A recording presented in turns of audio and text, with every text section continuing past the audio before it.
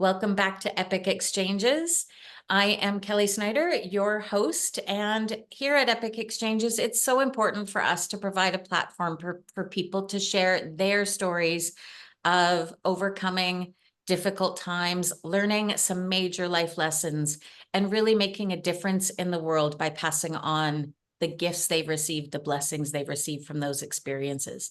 So I'm really excited today to have Lauren Burns with me. Lauren, why don't you introduce yourself for the audience? Tell us a Yes, little. Kelly, thank you for having me on your show. I'm honored to be here. I am a wife and I'm a mother of two boys. I work full time as a physical therapist. And in the last 6 months, I have really felt sort of God just sort of put it on my heart to start sharing my story. Um, because as many people know, when you go through a big, hard thing like trauma, I went through childhood trauma. It's easy to want to bury everything in a box and put it on a shelf and move on with your life. But I really felt God saying, nope, Lauren, this is your time. You need to start sharing your story to get it out there. And so I started a podcast, the Redeem podcast, about 6 months ago, and I've been sharing. And Kelly, it's pretty cool how encouraging this story has been for people, and how many doors have been opened in the last 6 months when I went from knowing, like, what am I going to do? How do I do this? To, okay, this is a process and I'm learning. So thank you for letting me come on today. Well, I'm excited, the little bit I know about your story already, for you to dive in and share it for all of us to know about it. Yeah. So why don't you just go ahead and do that? Sure. So there's a movie made about my childhood story. NBC did a movie in 1993 called Desperate Rescue, the Kathy Mahone story. You can still find it out there on YouTube. My parents, they divorced when I was 6 weeks old. My mom is from Florida, she's Christian, and my father is from Jordan. Jordan borders Israel, and he's Muslim. They both met in the Dallas area, Dallas, Texas. They were married for about 4 years, and some people will ask, how did that happen? Their differences were so drastically different, but if you've ever been in love and young, you don't really think about those things. My dad's very handsome and charming, and so they were married for 4 years, and then my mom became pregnant, and my dad all of a sudden felt this responsibility. He told my mom that he needed to go to Jordan because his father was sick, and he left her pregnant and alone in her young 20s, and he was gone for 3 months. She went through a big emotional stress, as you can imagine, and she actually had me about 6 weeks early. The only people in my mom's life during that time was her best friends, Rick and Beverly Lambert. If you know country music, you know Miranda Lambert. She's all over the place right now, especially because she just released a big album. But way before me, way before Miranda, that was my mom's best friends.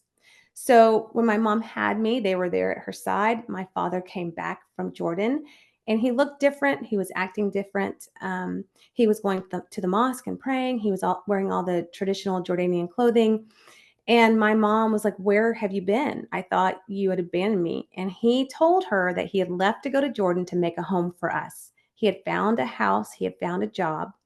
This was the first time my mom had ever heard this. They never discussed going to Jordan. And so my mom freaked out and she was like, "No, I don't want to move." I never talked about leaving the United States. So by the time I was 6 weeks old, she was filing for divorce. And Kelly, people will ask me, why did my dad do that? I think because he had this, responsibility to raise his family in Jordan with his traditions. And this didn't really hit him until he realized that his wife was pregnant. So my life was the typical divorced kid going between two homes. My dad eventually remarried to my stepmother, and I loved my stepmother. Her family was from the Middle East, but she was raised in the United States, and they began their own family. So they had their own children, which was fun for me. I got to go to their house and be the big sister. And my dad, I call him like the Disney dad, going to do all the fun things. And my parents had a good relationship. My mom was a single mom. Anytime she needed help, he would help, and they got along really well. But Kelly, everything changed in my life when I was 7 years old. My father asked my mom if I could stay an extra night to go trick or treating. And my mom was like, yeah, no problem, because he wanted to take me with my siblings. And when I started writing my story, I found this box. It was a cardboard box with Jordan written on the outside. And I dusted that box off and opened it up and found these magazine articles, newspaper articles, pictures. And one of the pictures I pulled out was me in my cheerleading uniform, that Halloween costume, bright blue and yellow, hair and pigtails, bright red lipstick. And it was hard for me to go through that box. But um, when my dad picked me up, I was all ready to go, dressed up, had my little pink suitcase that said going to grandma's. And I get in the car, tell my mom's goodbye. And my dad was by himself. He didn't have my stepmom with him or my siblings. So I start asking questions, where are we going and where are they? And my dad begins to drive and he goes, well, I have a really big surprise for you.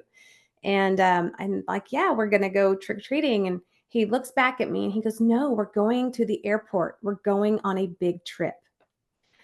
Well, I start asking questions, typical kid. I'm like, what do you mean? My mom didn't tell me we were going on vacation. We're supposed to be going trick or treating. Where are we going? And he goes, well, don't worry. She wanted it to be a surprise. I'm taking you to Jordan so you can meet your family. And I just continue. The questions keep flowing. And the more things I asked my dad, the more angry he became. And every kid knows when they're pushing their parents' buttons a little too far. And so eventually I just stopped asking the questions as he continued to drive. Monday, my mom goes to school. Now, if you're a single parent, especially, I mean, really these days, both parents working, it's very hard to stop your day and go to see your kid at lunch. Like that's just sort of unheard of. But I call it a God thing. That Monday, my mom decided to go to the school to have lunch with me. She gets to the courtyard and she's watching the kids as they line up to get ready to go to lunch. And she's scanning the line and she doesn't see me. So the teacher locks eyes with my mom and she comes over to my mom and she begins to tell my mom, Kathy, Lauren never came to school today. Well, the last thing that she said to my dad that day was, make sure you take Lauren to school. So she's immediately angry and she's like, what do you mean she's not at school? And the teacher begins to tell her, well, your ex-husband never brought her.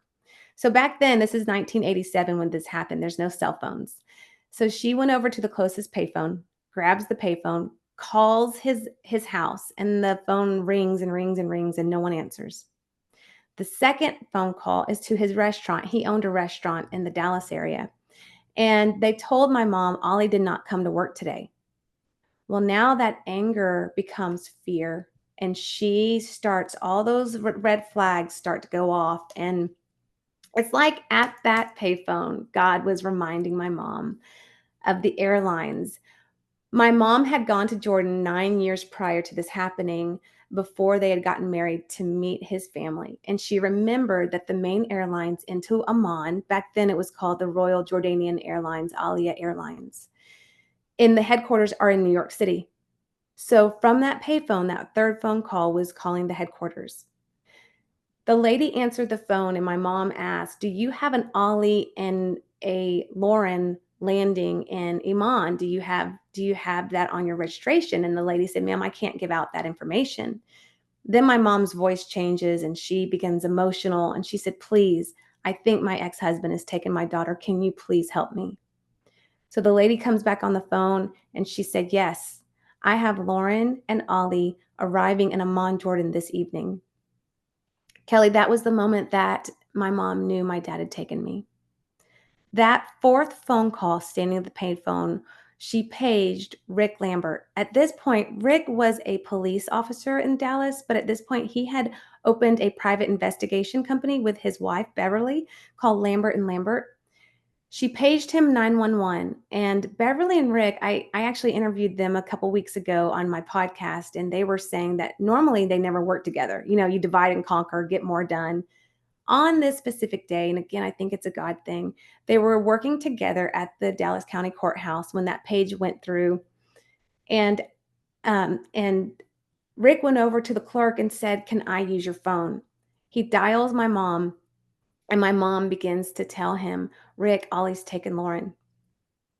They immediately, Beverly and Rick jump in their car and they're driving 90, 100 miles an hour down the expressway, and they meet my mom at her townhouse.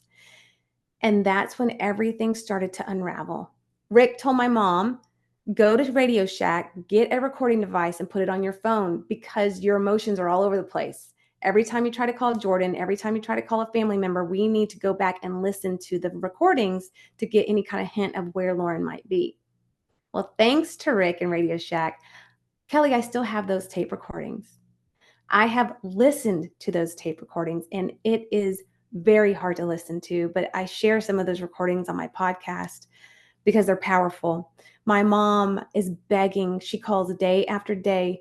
Please, can I talk to Ollie? Please, can I talk to Lauren? And everyone's speaking Arabic, and they're saying, I can't speak English, no English. Ollie's not here. Lauren's not here. Phone call after phone call. And then she starts calling the police and the State Department and all of those phone calls. So I'm like, sorry, ma'am, I can't help you. They mailed my mom a big an envelope full of support groups. What to do if your child's been abducted. She read through it all. She called the people of the support group. She talked to numerous parents. And the parents were telling my mom, my child's been gone for 2 years. My child's been gone for 4 years, 5 years. So as you can imagine, day after day, her emotions, that heaviness, that fear was just filling up inside her. Rick and Beverly are calling everyone they know in the police department. Rick pulls some strings to get my mom an appointment with the grand jury in Dallas to try to get at least a warrant out for my dad's arrest, thinking if my dad came back to the United States, then maybe they could capture him and then find out where I am. At this point, Bev and Rick had moved with Miranda. Miranda was like 3 or 4 years old at this time. They moved into my mom's townhouse. They were with her day and night, trying to help her every day, try to figure out what to do. On one particular day, and I feel like it was totally God that this was a phone call because this conversation could have been in person. Beverly calls my mom, and my mom is just distraught, crying on the phone. And Beverly said, Kathy, you have got to get away from all the noise and the chaos and the phones. You've got to get away and be alone and pray and be with God.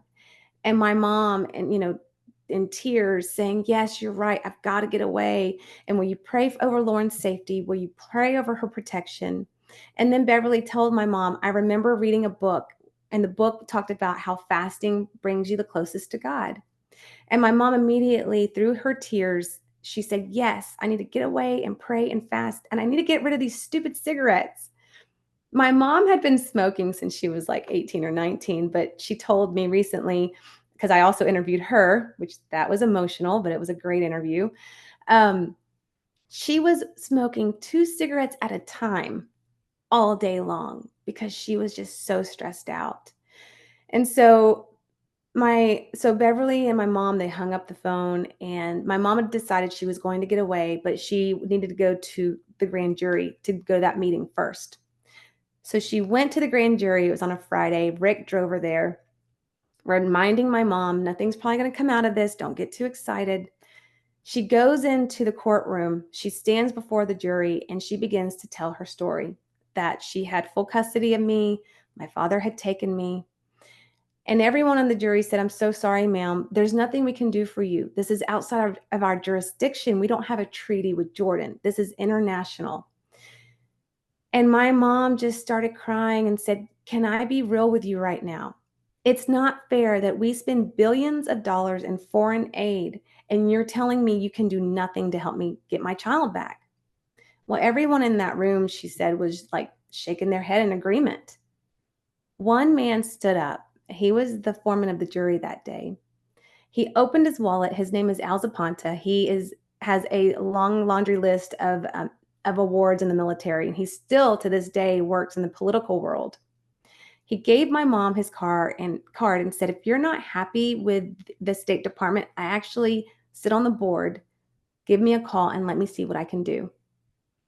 If you know what it's like to feel overwhelmed with fear and depression and anxiety, even when there's hope shining in your face, you can't even see it. So my mom put that card away, and she went back to the townhouse, and Beverly was like, well, how did it go? And she just shook her head and said, they said they can't help me. She grabbed her Bible, grabbed her bag, drove to Fort Worth, not knowing where she was going to go, and found some little motel room. And she checked herself in for 3 days, 3 nights, and all she had was water. On that third day, she's on her hands and knees praying, God, please help me. What do I do? And God gave her a verse in Daniel 10:12. And that verse talks about God saying to Daniel, I see you because you've humbled yourself before me. Your prayers, your words are heard. God was showing my mom, I see you, Kathy. I see you, and I'm going to help you because you've come to me and you've humbled yourself. And then she felt God telling her, you've got to lay down these cigarettes, not because cigarettes are a sin or going to, you're going to go to hell, but instead of going to God, she was running to cigarettes.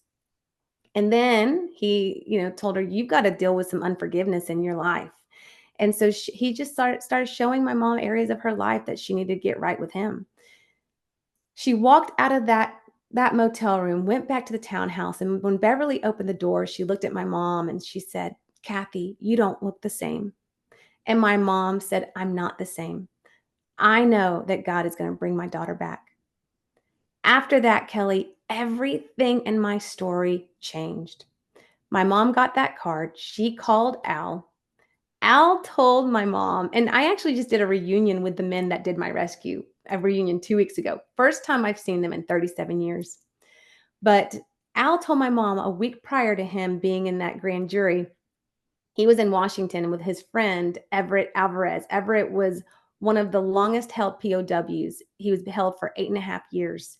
Lots of people in the military know who Everett Alvarez is. They were having lunch in Washington, and Everett began to tell Al about a group of men that he heard about out of North Carolina called CTU. They did contract work, and their mission was to go over to the Middle East and to get people out that were captured. And they did a lot of security work and other things.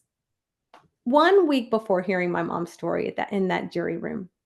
So my mom immediately said, I want to get a hold of these people that, CTU. And Al said, now, Kathy, they've never done anything with children before. It's going to take a lot of money. And this is not a military sanctioned deal. If you get captured, we can't help you.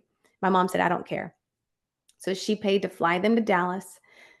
Dave and Dawn are two of the men on the rescue team. They met with my mom. She showed up poised, had all her binders with all the photos of Jordan, all the maps, pictures of me, pictures of my dad. And after meeting with my mom, they agreed to take on the mission. They said, we've never tried to rescue a kid before, but we're willing to do this with you. And so that's how the rescue team was formed. My mom's job was to go to Washington because, Kelly, you can't get a passport for a kid if they're not with you. So she had to go with Al to Washington to try to get passports, visas, border passes, you name it. And she said that was one of the most stressful parts of the whole thing. Dave was the first man to go to Jordan. His job was more intelligence to try to find me, try to find my dad's house. But his job was to try to find an escape route, how to get me out once they found me, because you can't just fly me out of there. And so when I interview him on the podcast, he goes into the details of that. But he had decided after many weeks or days of searching that going between Jordan and Israel, there's a secured border called the Allenby Bridge, that would be the best way to try to get me out of there, the safest way to get me out.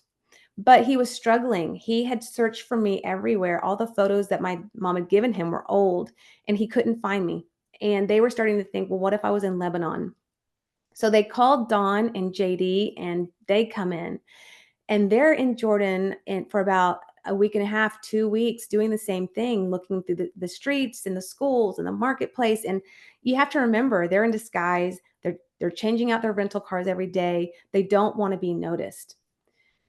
So on one of the last days, they were working off of a visa. Their time was ticking. And JD was standing in the streets of Jerash, and Dawn was a couple feet away from him. And JD just starts praying. And JD's like, God, I've done everything I know to do. I need your help to find Lauren.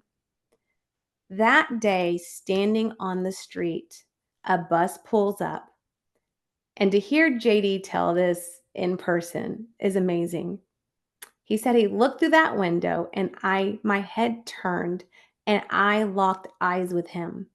You see, I have dark hair. olive complexion, but I have bright blue eyes.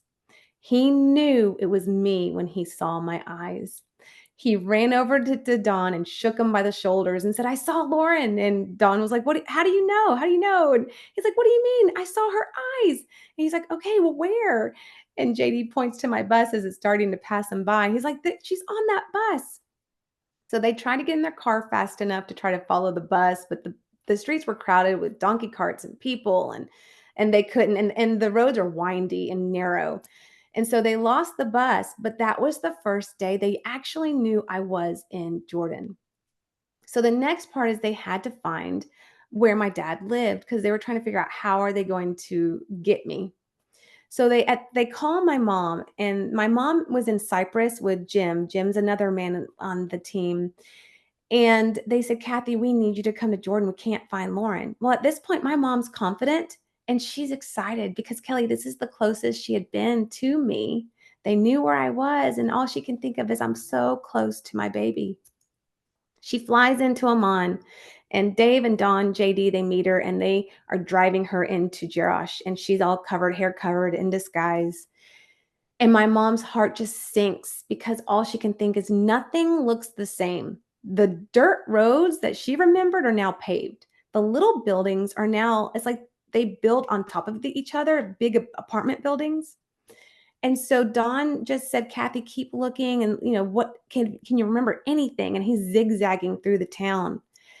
At some point, she just gets down in the floorboard. She buries her head in her hands and begins praying out loud, crying, "God, you haven't brought me this far. You haven't brought these men this far to not even find the home. God, you have to show us where she is."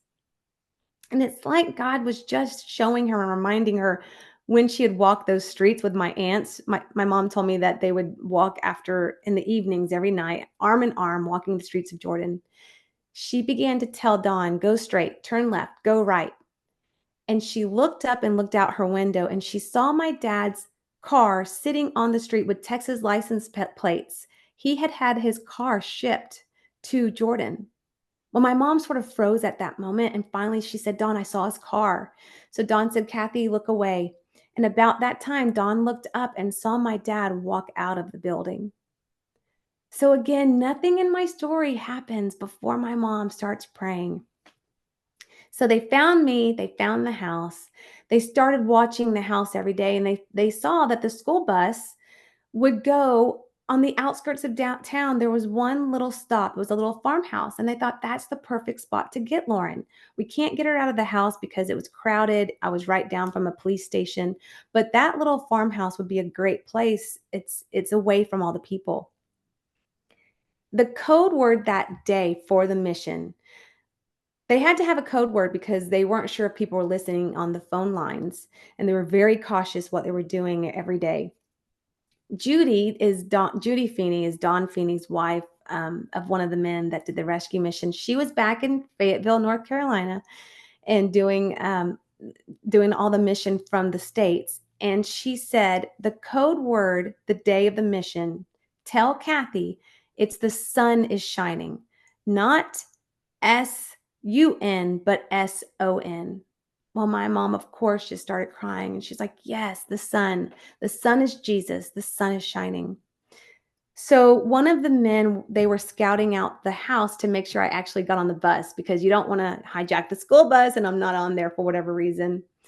So they saw that I got on the bus. They drove up to where Dawn, I think it was Dave. So Dawn and JD and Kathy were all in one car, my mom, and said, "Lauren got on the bus. The sun is shining." So as the bus drove past, Dawn drove behind and blocked the school bus in. Dawn got out of the car, went over to the driver's side window of the school bus and starts speaking English to get the bus driver's attention.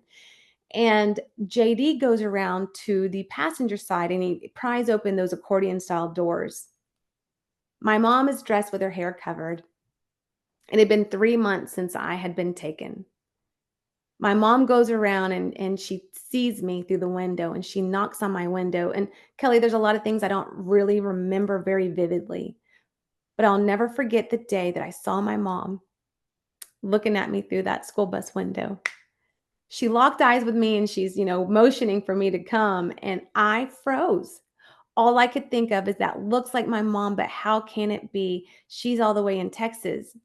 I think that I had just already realized I was not going to see my mom again and just sort of accepted that. So I felt like I was in a dream. My mom had to go behind JD and pushed her way past him, past all the kids. She scooped me up out of that seat and grabbed my backpack. And then she's taking me off the bus. And as she's taking me off the bus and we step down, there's a lady chaperone, and the lady chaperone jumps on my mom's back. My mom lets go of me and turns around and punches the lady in the nose. So now I'm seeing this lady like with blood coming down her face. So I'm in like totally freaking out. JD had gotten the keys to the ignition and threw them into the bushes, hoping that they would go looking for the keys instead of going straight to the police. And that's exactly what they did to try to slow things down. Don and JD saw what happened with the lady chaperone. So they come over and they get me in the car. They hide me in the floorboard. They get my mom in the car and we speed off. We go a couple blocks down and we meet Dave. We switched cars because we didn't want anyone to recognize what car we're in.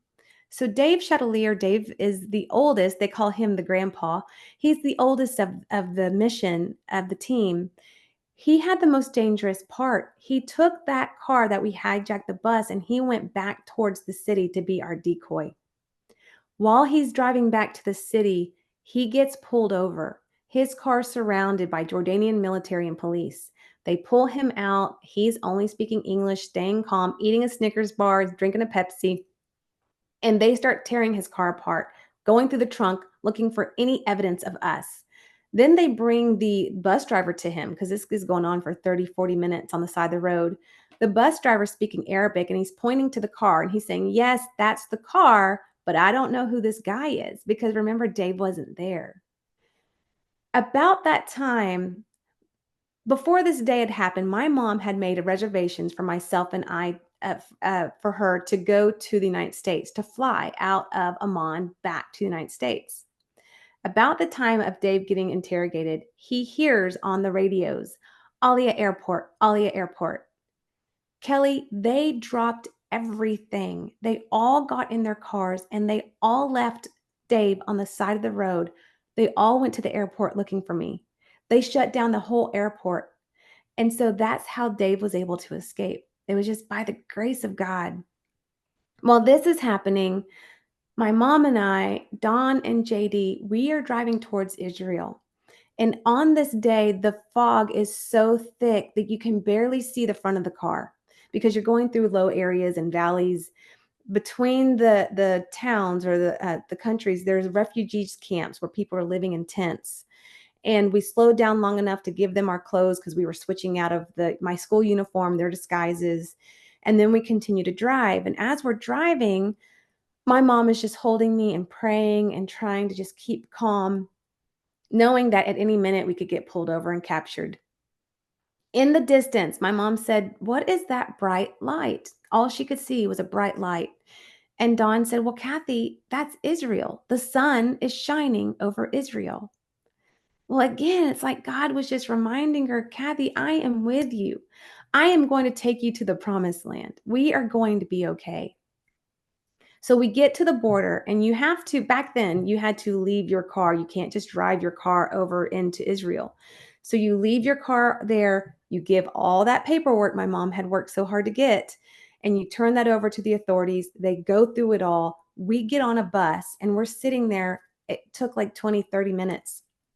There are big fences with barbed wire. There's big shacks with soldiers and machine guns. It is a heavily secured border. Don and Dave had, and I'm sorry, Don and JD had gone through that border daily, but they were on high alert, thinking if things go down, what are we going to do? They finally get on the bus and gave us back our paperwork and said everyone is good. We're good to go. And the way it works is as the bus drives, once you get to the middle of the bridge and you start to cross over into Israel, there's a little guard shack. So an Israeli soldier and bus driver, they switch and they get on the bus and they take you on through. Right after that switch had happened and the Israeli bus driver got on, there was a big commotion behind us where we had just left. They just realized that we were not at the airport, but we were on that bus. But at that point, Kelly, there's nothing they could do because we had already crossed over. We could see the Israeli flag flying in the sky. We get off that bus, and my mom always says it's like what you see in the movies. She wanted to just get down and kiss the ground. She grabbed me and she starts hugging me, and we're both crying. And there's a group of women that are there waiting on that side, on the Israeli side. And they go over to JD, and JD is this big, handsome military guy. And they're like, "Sir, what is going on with this woman and the daughter? Are they okay?" And JD looks, and he's got tears going down his face. And he just told those women what had happened. Like, you see that mom and that little girl? We just rescued her daughter. She's been gone for 3 months, and this is the first time they've been able to reunite and actually take a breath. Well, those women start jumping up and down, and they're like, "Hallelujah, praise you, Jesus. We've come to the Holy Land. We've seen a miracle." And they come over and they start praying with us. It's like God was just with us from the very beginning, from the beginning to the end, even celebrating at that border crossing. It was amazing. But Kelly, as amazing as my story is, the reason I'm writing a book and doing a podcast is, for me personally, my story begins after my rescue because we had to change my last name. I think I moved 14 times by the time I was in high school, and people are like, "Oh, were you military?" I'm like, "No, I was kidnapped." Like, how do you say that? Um, and so years of learning how to forgive my father and really forgive God. I was angry at God for all of these things happening to me. So my healing journey is why I'm wanting to write a book and why I'm sharing, is to remind people, yes, how good God is, but how to forgive and to overcome a huge trauma. Wow. So much in there, and I had alternate chills, and I was tearing up and all kinds of things. You tell your story very, very well. So thank you for sharing it with us. Thank you for being willing to share it on a wider basis on your podcast, on other people's podcasts, and in the book that you're writing, because I think this bigger story of finding healing, no Mhm. matter what the trauma, Mhm. because that's really where I come from, is that we all reach a point in our lives where we realize we all have something that Mhm. needs that deep healing. Um, and I think that's so important for people to know, that it's okay to do the healing work, to dive in no matter what the story. Stop comparing our stories with one another. Yeah, that's um, right. because your story, I am sure, as fantastical and as impactful as it is also, it's kind of normal for you. And I don't even want to, it's hard to use that word, but I often say that we normalize our stories because we live them every day.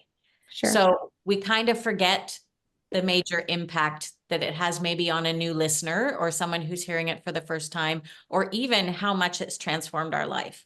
Now, I Mhm. know I could go on, but I don't need to go on because I really want to kind of get into, you touched on it as part of your healing journey, the forgiveness piece.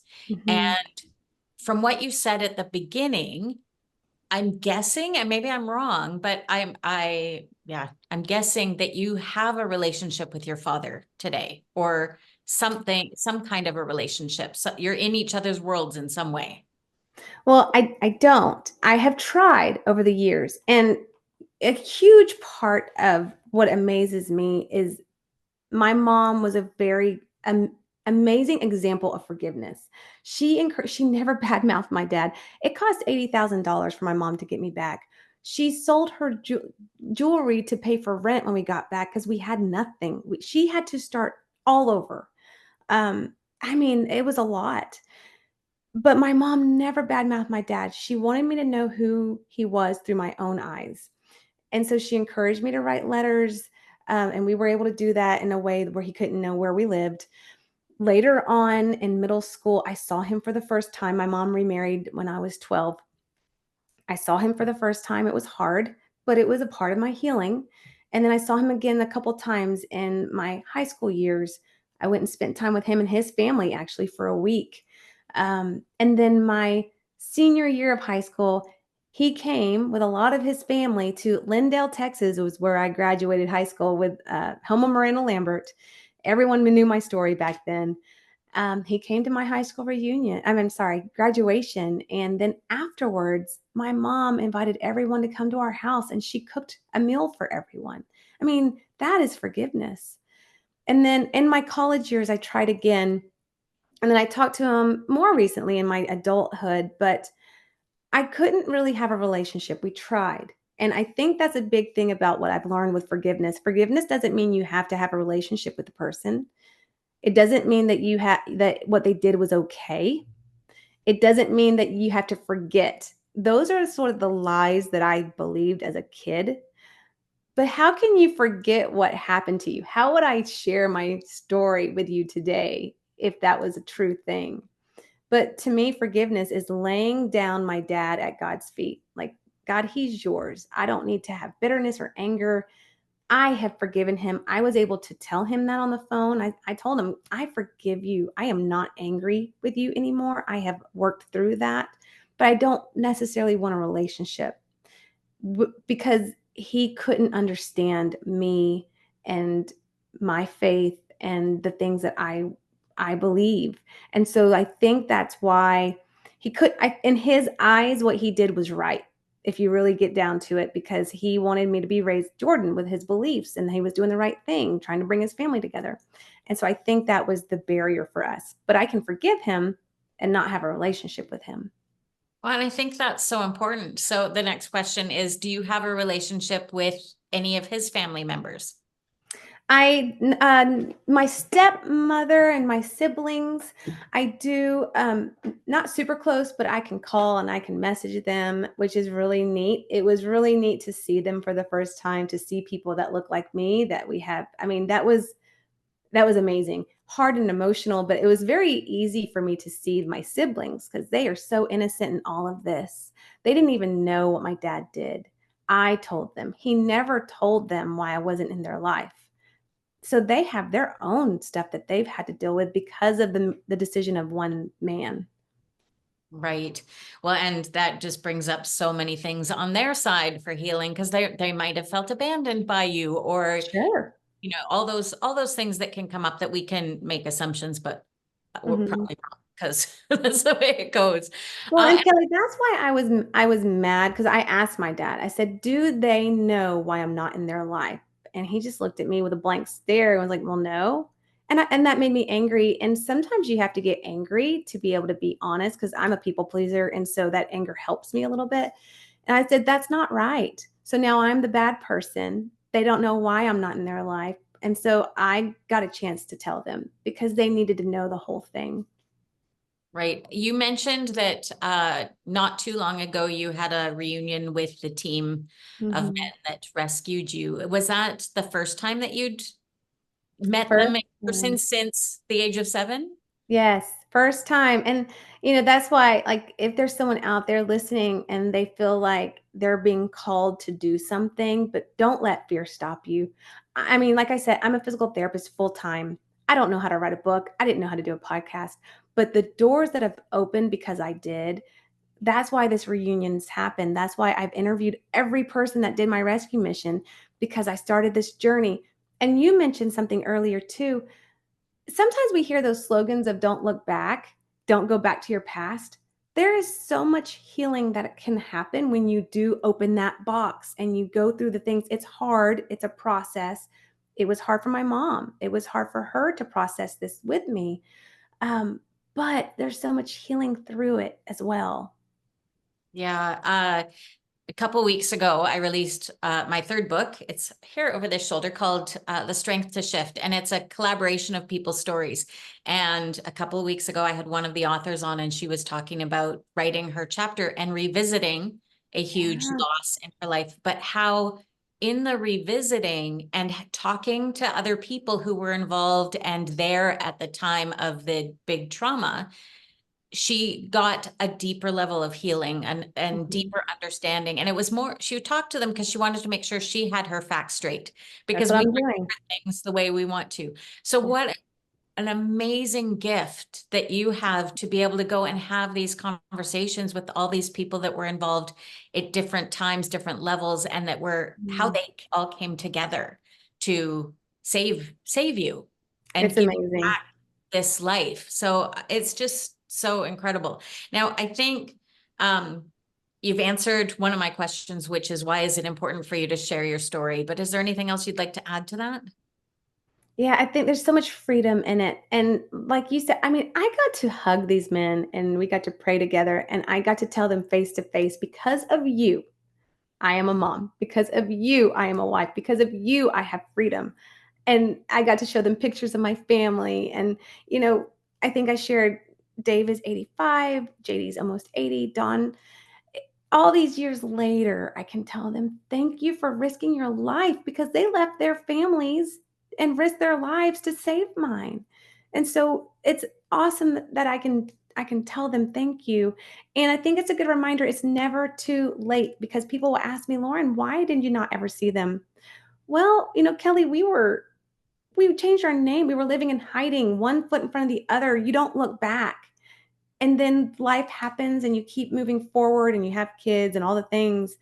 And it's hard to look back. But man, I encourage you to, you've got to be ready. You've got to be in the place of healing. And I couldn't share my story 10 years ago. I'm ready now because I've gone through those stages. And so that's a good reminder too. Forgiveness doesn't happen overnight. It is okay if it takes time. You're not a failure. I think the Bible says, how many times are you supposed to forgive? 70 times 7 is what the Bible talks about. And that's a nice reminder. It's not a magic pill. It takes time to process through those hurts and those wounds. So true. So tell us, what does life look like for you now? You've done the healing work. I mean, you have all of this big, big event in your life. And as you said, you're back, you have kids, you have a husband, you have a career. What does life look like for you now, keeping all of that in mind and that experience? It's so much better. And I say God has redeemed, and that's why the story, my podcast is redeemed, because the Bible talks about that too. God's redeeming my story through my own family. My boys have lived in the same house with the same parents. They have a drastically different childhood than I do, and it brings me so much joy to sit there on the soccer fields and watch them. Um, we've gone through other hard things and hard losses, but a lot of my healing journey was in Lindale. I lived with Beverly and Rick and Miranda and her brother in the house that built me. If you listen to country music, she sings a song called The House That Built Me. Way before that song, way before she was out there singing, that little house is where I got into life group. Beverly was our life group leader. I got into church. I got around people, small groups of 15, 16, 17-year-olds. And that's where my healing began. I started to open my mouth and share the hurtful areas of my life, those father wounds that hurt deep. And it's like layers of an onion being peeled away. And the more I shared, my friends would sit and cry with me and they would share their own things, because I would look around, Kelly. I'm like, I want that kind of life. I want that picture perfect family. I want my parents to be married. Why, that jealousy. But then you start learning, and that's before Instagram and Facebook and all the things. Not everyone's life's as perfect as you think. And so through prayer and the Bible and opening up and sharing is how that healing became.